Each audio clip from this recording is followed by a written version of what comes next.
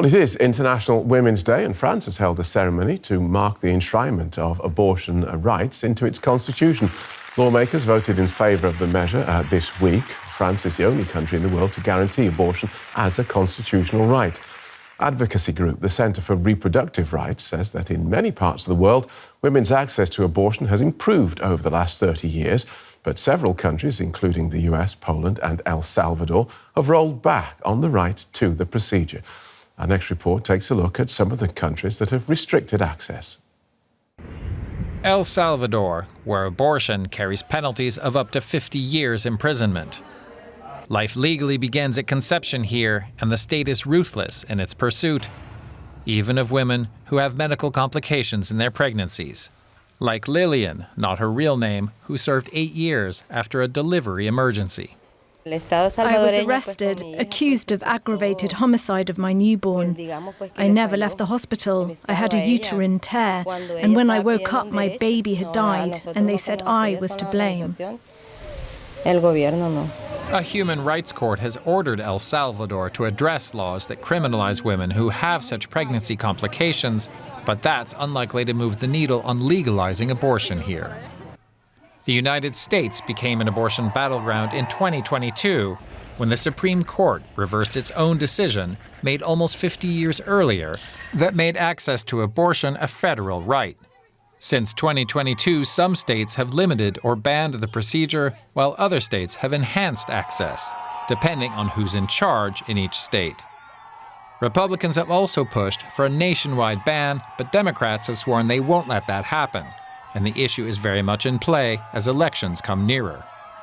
Extremist Republicans in Congress have proposed to ban abortion nationwide. Nationwide. But I have news for them. We're not having that. We're not having that. We're not standing for that. We won't let that happen. And by the way, the majority of Americans are with us. And then there's Poland, where a series of laws passed in 2020 by a right-wing government made abortion illegal except in rare cases. But new Prime Minister Donald Tusk, whose government took power earlier this year, campaigned on a liberalization of abortion rights. Activists are pushing him to deliver, but squabbling between coalition partners has kept that promise from being fulfilled so far. Let's look at some of those issues with Dr. Rebecca Gompertz. She specialises in women's reproductive health. She's also a campaigner and founder of the NGOs Aid Access and Women on Waves, which provide women with access to safe abortions. Welcome to DW, Doctor. We've just seen and heard about what seems like quite a disparate group of countries, the US, Poland, Nicaragua, El Salvador. They're all moving to restrict women's access to abortions. Do you detect any common threads or motivations behind these moves in these countries? Well, most of these restrictions have been inspired by very fundamentalist religious political parties. This was what happened in Poland a couple of years ago. And this is also what is happening in the United States, where the Supreme Court, which the majority now has been, is extremely fundamentalist religious, has taken away the constitutional right to abortion. Right, so religion, you would say, would be the common theme there, or fundamentalist religion. We also heard in our report that the case of a woman who was imprisoned over her miscarriage. Are you able to ensure that the women that you help don't end up in jail? So in the United States and in Poland, women are not criminal when they do an abortion. It's only the people that provide the abortion or the people that help them. That said, sometimes the states or the police or the prosecutors overstep their mandate and they try to prosecute women. Sometimes they use different kind of laws and not the abortion law to do that.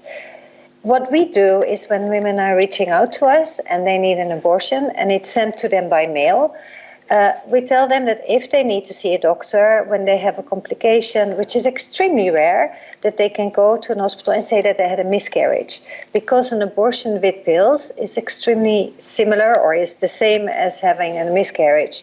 And the healthcare professions, who are sometimes the ones that are denouncing the women, they cannot see the difference. Right. Now, you say you sometimes you send these out by post. So how do women actually contact you in the first place? How do you do your initial consultations? So we have a website, Aid Access, where women can reach. And this is for mostly women from the US that are using that website. They are finding us through the website, and then they do an online consultation. So there's a set of questions that you would also ask when somebody is in front of you. And then based on that, the doctors are assessing the situation, and if they are under 12 weeks pregnant, they can get the abortion pills sent to their home address. So Aid Access now works with 10 US providers that are in the so-called shield law states, which are states that have adapted laws that promise to protect providers from any criminal charges from the states that have made abortion illegal. And we know now, actually the abortion through telemedicine, this is how it's called, is a very normal medical procedure which is supported by the World Health Organization, and that is in place in many other countries around the world, like New Zealand, Australia, Ireland, France, and also in the US. It is still allowed to do telemedical abortions there. And when Roe versus Wade, if we stick with the United States for a moment, when that was overturned last year, did you see a surge in demand for your services? Yes, we did. An incredible surge. And at this moment, we're providing between 8,000 and 10,000 abortions every month. So yes, there's many. I mean, without abortions by mail, the situation would be very different. I think it really saves a lot of lives now in the US, especially in the states where it's banned.